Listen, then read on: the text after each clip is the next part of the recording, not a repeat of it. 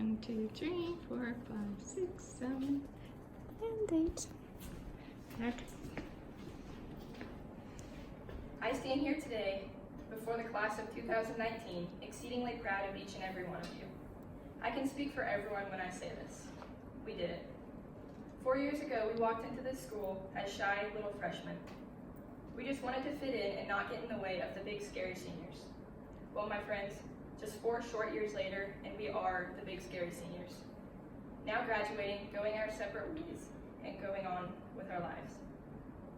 High school has been a roller coaster ride, but we are coming out on top. In just a few short moments, we will be walking across the stage. Some of us trying not to fall on our heels, others remembering to shake with your right hand and switch your tassels from right to left after you receive your diploma. But before that, I want to give you 3 pieces of advice. 3 things I find that are important life lessons for each and every one of us sitting here today. A staff member told me this my first day of my senior year. Enjoy it, Emma, because this year is going to go by in a blink of an eye. I didn't believe her at the time, but now that I'm standing here, cap and gown, about to receive my high school diploma, she was 100% right. And I wish I would have known just how fast those moments pass, so I could have taken in every bit of it. Which brings me to my first piece of advice. Make the most of every moment. As you enter college, the workforce, the military, there are going to be difficult days. That's just how life works.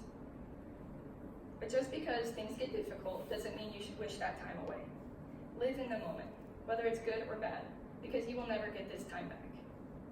Live in the present rather than the past. The past cannot be changed, but by living in the present and focusing on what's important in your life can affect your future for the better. You know, the days go slow, but the years go fast, so make the most of every moment. Next, I want to talk to you about failure. Everyone in this room has failed at something at one point in time during their life. Whether that was a math test, a job interview, or missing the winning 3-point shot during a basketball game. Failure is something we all go through, but it's how you handle the failures that separates us from one another. Life is not fair. Learn from your mistakes. Look at the failures in difficult times as challenges. Each challenge you face makes you stronger and builds your character.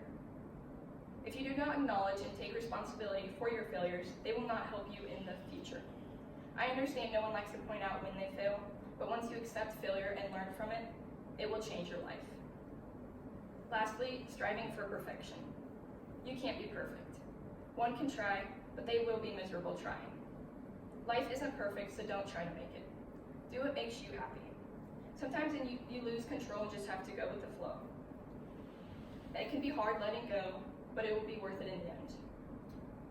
Being imperfect is often seen as a weakness, but that is false.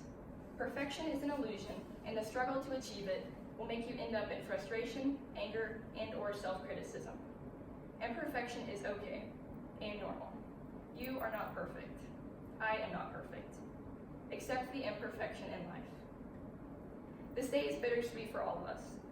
We are done with high school and now have to go on with our lives and act like we know what we are doing. As you move on, don't forget who you are and where you came from. And just like that, this chapter of your life is closed and a new one is soon opening. This is the beginning of your journey, and it's up to you how you choose to live it. A wise regional manager of Dunder Mifflin once said, "May your hats fly as high as your dreams." Catch you on the flippity flip. Michael Scott. Thank you.